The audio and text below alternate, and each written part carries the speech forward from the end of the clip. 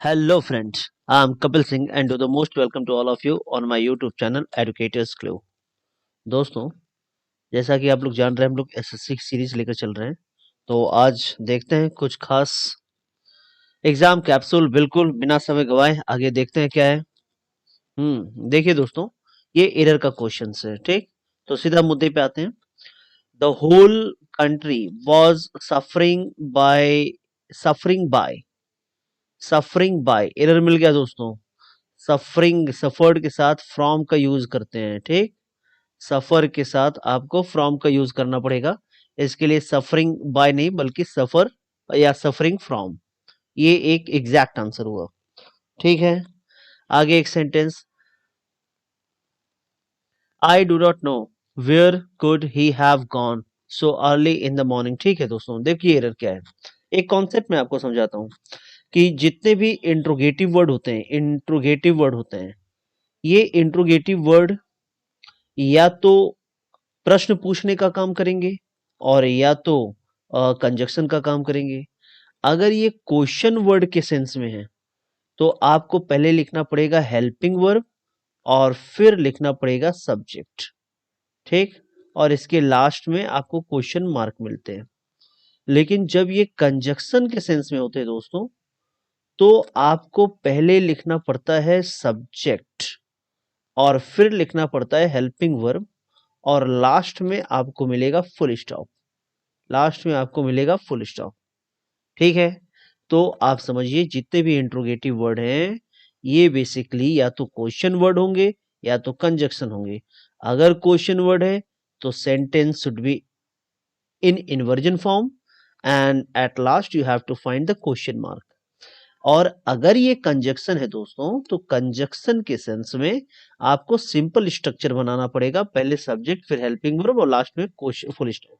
देखिए, अब यहाँ पे जो वेयर वर्ड है आपको अगर पढ़ने पर ना समझ में आए कि यहाँ पे ये हेल्पिंग वर्ब का काम कर रहा है या यहाँ पे ये क्वेश्चन वर्ड का काम कर रहा या कंजक्शन का काम कर रहा, तो सीधा आप सबसे लास्ट में चले आइए और देखिए आपको शाइन कौन सी मिली है। तो देखिए यहाँ पे जो शाइन मिली है ये फुल स्टॉप की है। तो इसका मतलब हमें यहाँ पर सब्जेक्ट प्लस हेल्पिंग वर्ब का कॉम्बिनेशन चाहिए। तो सब्जेक्ट प्लस हेल्पिंग वर्ब बनाने के लिए आपको कुड और ही ये दोनों हटा देना पड़ेगा और लिखना पड़ेगा ही कुड। ठीक है दोस्तों, अब ये सीक्वेंस सही बन गया। तो इसका आंसर हमारा ए था। आगे बढ़ते हैं। I suggest that he goes to the doctor as soon as he returns from taking the exam.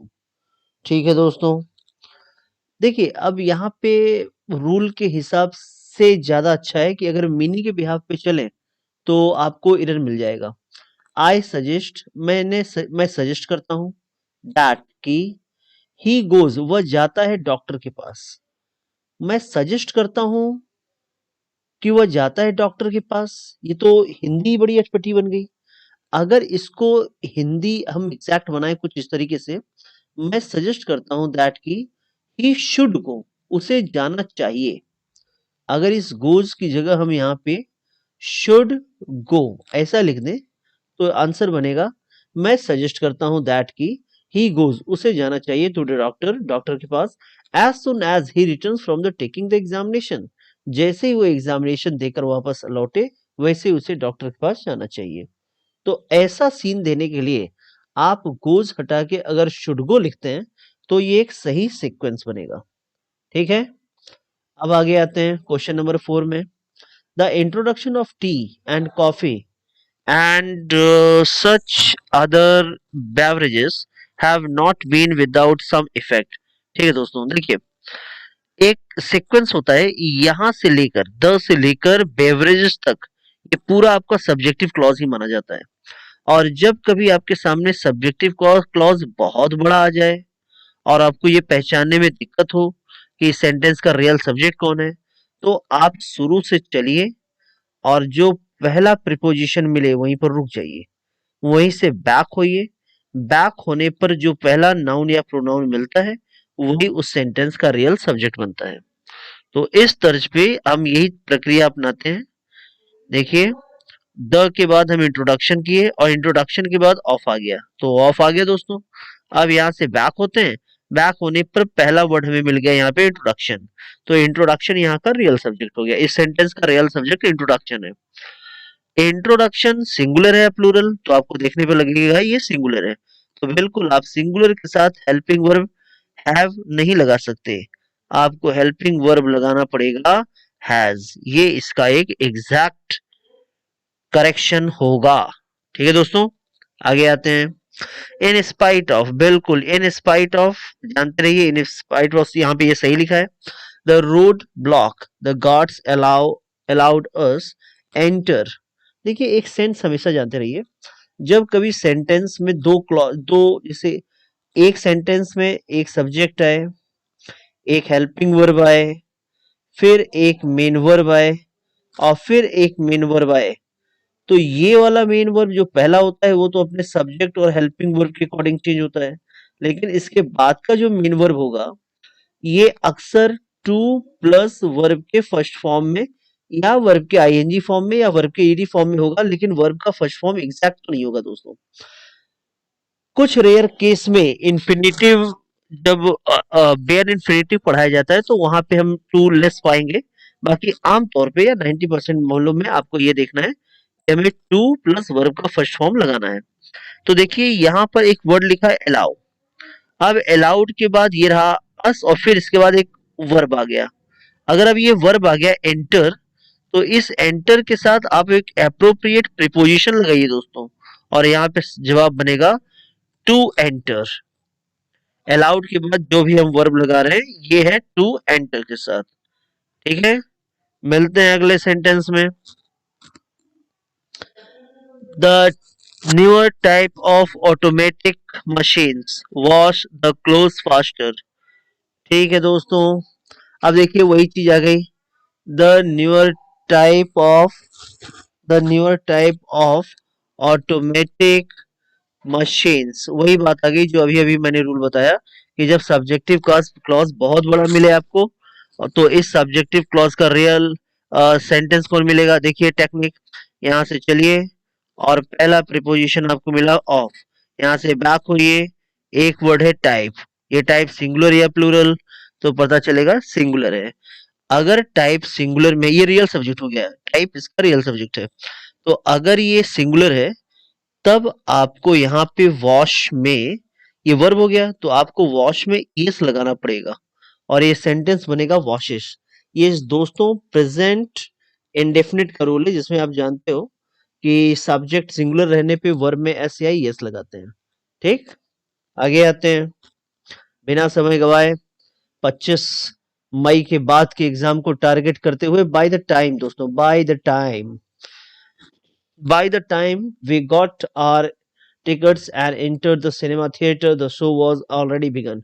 देखिए दोस्तों, अब सीन बनता है कि जब कभी जैसे वी गॉट हो गया तो ये जाहिर सी बात है पास्ट इंडेफिनिट हो गया। ठीक, the show was already begun, तो यहाँ पे ये वाला सेंटेंस और वॉज ऑलरेडी बिगन, अगर आप इसे लगाएंगे दोस्तों ये पैसिव वॉइस बन जाएगा, और यहाँ पे ये पैसिव वॉइस नहीं चाह रहे हैं, यहाँ पे हमें एक्टिव वॉइस ही चाहिए, लेकिन यहाँ पे हमें सीक्वेंस ऑफ टेंस के रूल के तहत अगर पहला क्लॉज हमारे पास पास्ट इंडेफिनिट आ जाए तो अगला क्लॉज जनरली हम लोग पास्ट परफेक्ट बनाते हैं। तो पास्ट परफेक्ट बनाने के नाम पे अगर हम यहाँ पे हैड सब सॉरी वॉज शब्द हटा के अगर हैड शब्द लगा दें तो बिल्कुल ये सेंटेंस हमारा सही हो जाएगा। ठीक है, करेक्शन के नाम पे हम यहाँ पे वॉज हटा के हैड लगाएंगे दोस्तों। ठीक है, आगे आते हैं। Each of the student in the computer class has to type their own research paper this semester. ठीक है दोस्तों, जब कभी किसी सेंटेंस का सब्जेक्ट ऐसा कुछ आ जाए ईच ऑफ द स्टूडेंट्स, तो याद रखिए ईच ऑफ के अकॉर्डिंग यानी ईच के अकॉर्डिंग आपको पूरे सेंटेंस का हेल्पिंग वर्ब और पॉजिटिव एडजेक्टिव लगाना होता है। तो यहाँ पे इस ईच को देखते हुए हेल्पिंग वर्ब आपने हैज लगाया, सही है दोस्तों, सही है, ये बिल्कुल सही है, हैज यहाँ पे सही है। और फिर इसी को देखते हुए आपको देयर भी हटाना पड़ेगा और सिंगुलर पॉजिटिव एडजेक्टिव लगाना पड़ेगा दोस्तों, हिज। तो इसका आंसर आपको मिल गया कि आपको देयर हटा के हिज लगाना है। आगे, the fact of me being. देखिए, मैं जिरंड के रूल नंबर 1 में यही बात पढ़ाता हूं कि जब कभी सेंटेंस में आपके सामने जिरंड आ जाए तो उस जिरंड के पहले हमेशा पॉजिटिव एडजेक्टिव होता है। Subjective case I, objective case me, positive adjective my और पॉजिटिव प्रोनाउन माइन। ठीक है दोस्तों, तो इसका मतलब बीइंग यानी जिरंड के पहले हमें पॉजिटिव एडजेक्टिव चाहिए। तो इस तर्ज पे हमें माई को हटाकर क्या लिखना था, मी को हटा के क्या लिखना था, माई। अब ये हमारा आंसर सही बन गया। आगे देखते हैं क्या दोस्तों, आगे है the she looks as if it has been. ठीक, इसके लिए कॉन्सेप्ट आपको जानना पड़ेगा दोस्तों। इसके लिए कॉन्सेप्ट ये जानिए कि अगर जब कभी आप एज इफ देखें सेंटेंस में, तो आप इसके बाद दो टेंस बनाइए। एक टेंस बनता है पास्ट इंडेफिनिट का और एक टेंस बनता है पास्ट परफेक्ट का। ठीक है दोस्तों, ध्यान से सुनिए। एज इफ के बाद दो सेंटेंस आएंगे, दो टेंस आएगा, या तो पास्ट इंडेफिनिट या तो पास्ट परफेक्ट। अब अगर पास्ट इंडेफिनिट और पास्ट परफेक्ट आएगा तो कब हम जाने कि कब हमें पास्ट इंडेफिनिट यूज करना है और कब हमें पास्ट परफेक्ट यूज करना है। तो इस एज इफ के पहले अगर आपको प्रेजेंट इंडेफिनिट मिल जाए तो आप पास्ट इंडेफिनिट यूज करिए, और इस एज इफ के पहले आपको अगर पास्ट इंडेफिनिट मिल जाए, पास्ट इंडेफिनिट दोस्तों, पास्ट इंडेफिनिट, तो अब इसके बाद यानी एज इफ के बाद आपको पास्ट परफेक्ट लगाना है। ठीक है दोस्तों, तो आपने देखा कि एज इफ के बाद पास्ट इंडेफिनिट या पास्ट परफेक्ट, ये लगाने से पहले आप पास्ट एज इफ के पहले जाइए और देखिए टेंस कौन सा है। अगर प्रेजेंट इंडेफिनिट है तो आप पास्ट इंडेफिनिट लगाइए, और अगर पास्ट इंडेफिनिट है तो यहाँ पे आप पास्ट परफेक्ट लगाइए। ठीक, अब ये कॉन्सेप्ट जब आप समझ गए तो अब आते हैं मुद्दे पर। देखिए यहाँ पर एक वर्ड है एज इफ। एज इफ के बाद पहले चले तो हमें वर्ब मिलेगा दोस्तों कौन सा, हमें वर्ब मिलेगा प्रेजेंट इंडेफिनिट का। तो प्रेजेंट इंडेफिनिट का अगर वर्ब मिला है तो इसके बाद एज इफ के बाद हमें जो टेंस चाहिए था वो टेंस चाहिए था पास्ट इंडेफिनिट का, वो टेंस चाहिए था पास्ट इंडेफिनिट का। और चूंकि ये सेंटेंस कंडीशनल माना जाता है, इसके लिए यहाँ पर हैज और बीन दोनों हटा के हमें इट के साथ वर लगाना था। इट वर एजिटेटेड, ये इसका सही जवाब होगा। ठीक है, तो ये सीक्वेंस ऑफ टेंस के तहत ये बातें हमने जान ली। आगे हम लोग बढ़ते हैं। फिलहाल इसका मैं आपको आंसर टिक करके बता दूं, तो इस वाले सेंटेंस का था बी, सेकंड का आंसर था ए, थर्ड का आंसर था बी, फोर का आंसर था, अच्छा ये हटेगा यानी सी, और फाइव का आंसर था allowed us enter to enter. To enter के लिए आपको लगाना पड़ेगा सी। ठीक है दोस्तों, आते हैं और क्वेश्चन नंबर नेक्स्ट में देखते हैं।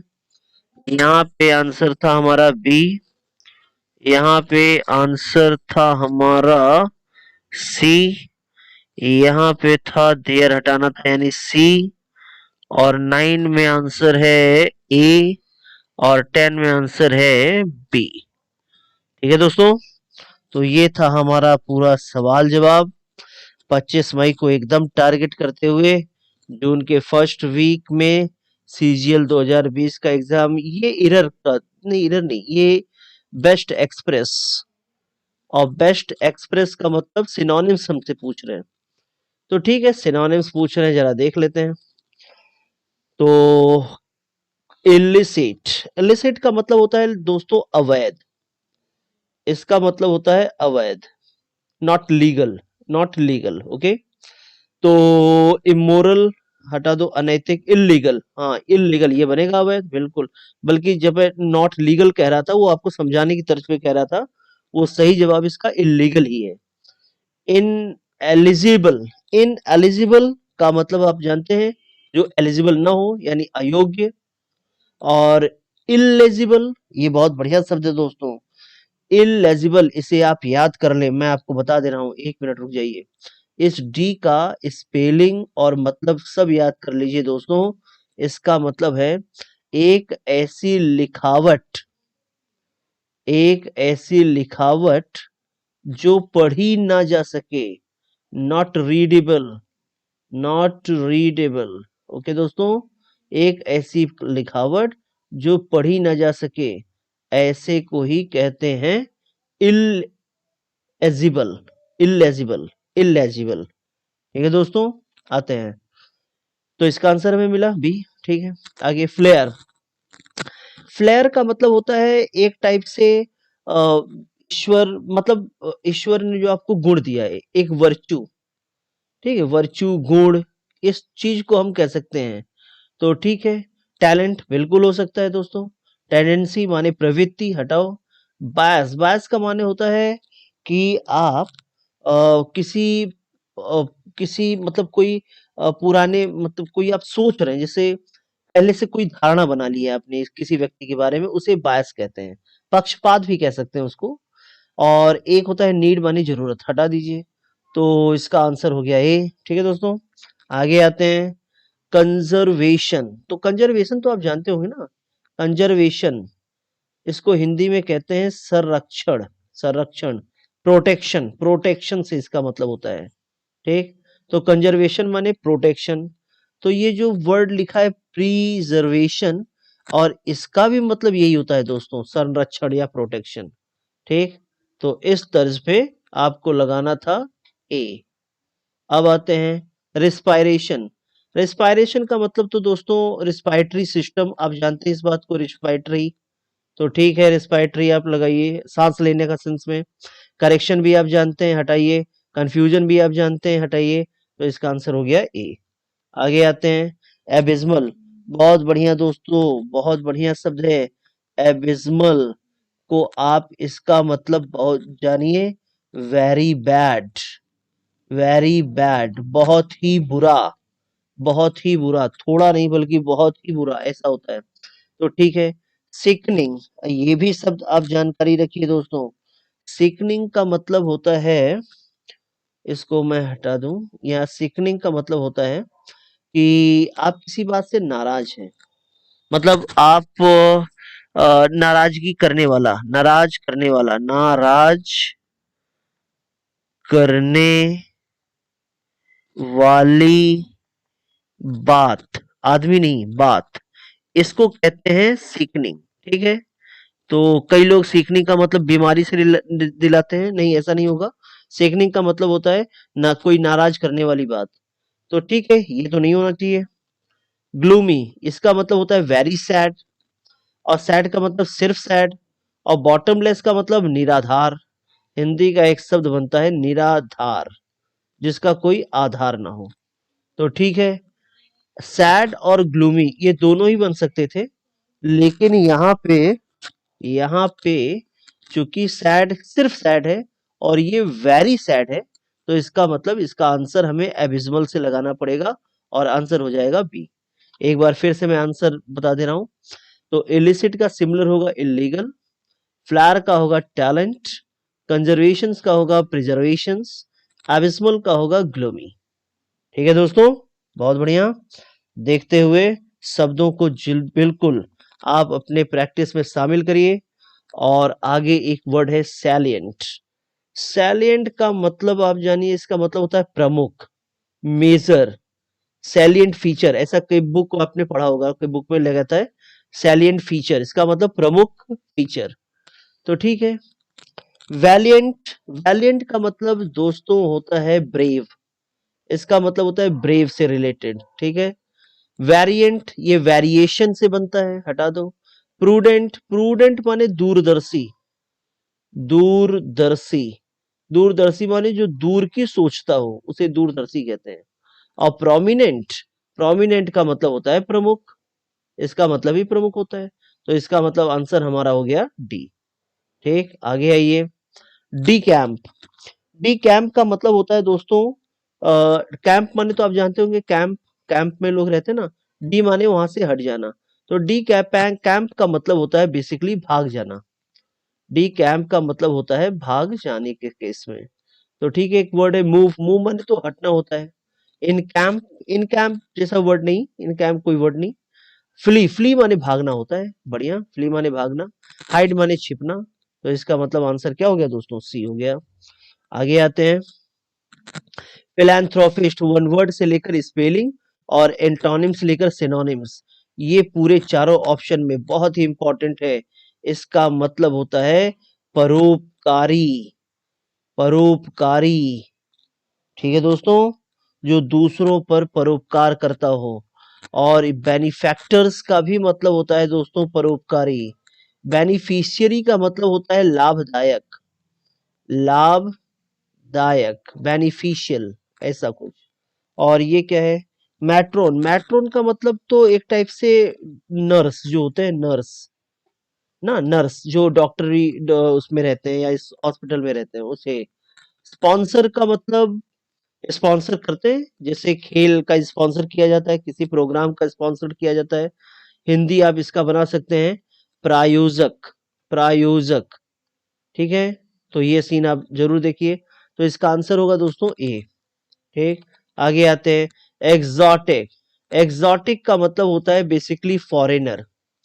एग्जॉटिक वर्ड याद रखिए, पेपर में कभी कभी द हिंदू में या कहीं लेख में एक वर्ड लिख के आता है एग्जॉटिक वर्ड। एग्जॉटिक वर्ड का मतलब एक ऐसा वर्ड जो हमारे देश का नहीं है बल्कि विदेश से आया हुआ है, उसे एग्जॉटिक वर्ड कहते हैं। और विदेश का मतलब यहाँ एलियन का मतलब भी विदेशी होता है। स्ट्रेन माने तो अजनबी होगा। रेयर माने रेयर केस में मामला, ग्रांड माने शानदार। तो एग्जॉटिक का जो एग्जैक्ट मतलब है वो ए है, यानी एलियन। आगे आते हैं। इन कैपेसिटेट, इनकैपेसिटेट, इनकैपेसिटेट, बहुत बढ़िया शब्द है दोस्तों, इनकैपेसिटेट, ठीक है, इनकैपेसिटेट, बहुत बढ़िया दोस्तों। इनकैपेसिटेट का मतलब होता है किसी को कैपेबल न बनाना, किसी को कैपेबल, आपने सुना होगा कैपेबल। तो कैपेबल माने हिंदी में क्या बोलते हैं, कैपेसिटी, क्षमता। तो किसी को हमने कैपेबल नहीं बनाया, तो इसका मतलब इनकैपिटेट बनाया। तो एक हिंदी का शब्द आपने सुना होगा पंगु, पंगु बना देना ना, उसे कहते हैं इनकैपिटेट। और क्रिपल का मतलब ये होता है पंगु बनाना दोस्तों। ठीक, स्ट्रेंथन माने मजबूत करना, इम्प्रिजन माने कैदी, इन्वेंट माने खोज। तो इसका मतलब हमें ए टिक करना था, तो इसका आंसर हो गया दोस्तों ए। ठीक है, आगे आते हैं। कॉन्ग्रीगेशन, स्पेलिंग में बहुत आता है दोस्तों, याद रखिए। कॉन्ग्रीगेशन का मतलब होता है सभा। सभा, कोई सभा करते हैं ना, कोई मीटिंग टाइप का करते हैं ऐसा। कंसंट्रेशन माने एक तरफ ध्यान लगाना। मीटिंग, बिल्कुल ये सभा से रिलेटेड होगा। डिस्कशन, बातचीत से अब रिलेटेड है। जजमेंट, निर्णय से रिलेटेड है। तो जाहिर सी बात है यहाँ पे आंसर जो होगा वो बी। एक बार हम लोग आंसर डिजाइन करते हैं। सैलिएंट का लगाइए आप प्रूडेंट, डिकैम्प का लगाइए फ्ली, फिलैंथ्रोपिस्ट का लगाइए बेनिफैक्टर। इंपॉर्टेंट है दोस्तों, ये याद कर लेना आप लोग, बहुत इंपॉर्टेंट है फिलैंथ्रोपिस्ट। एक्सोटिक का एलियन, इनकैपेसिटेट का मतलब क्रिपल, और कॉन्ग्रीगेशन का मतलब मीटिंग। ठीक है दोस्तों, क्या हमने इसका इससे पहले वाले का लगाया था? तो मुझे लगता है लगाया था, लेकिन मुझे क्लियर और करने के लिए मैं फिर से लगा दे रहा हूँ। इलिसिट माने इलीगल, फ्लायर माने टैलेंट, कंजर्वेशन माने प्रोटेक्शन, और एबिस्मल माने ग्लूमी। ठीक, तो ये सब चीजें ध्यान में रखते हुए, बिल्कुल टारगेट करते हुए अपने एग्जाम को। और ठीक है, तो ठीक है, आज कोई दिक्कत नहीं। ठीक है दोस्तों, तो लाइक, सब्सक्राइब, शेयर जरूर करते रहिए। कमेंट करके जरूर बताइए दोस्तों, हमारा ये सेशन, हमारी ये मेहनत आपको कितना फायदा पहुंचा रहा है, कमेंट जरूर किया करिए दोस्तों। चलिए मिलते हैं अगले एक नेक्स्ट वीडियो में। Okay, thank you and best of luck.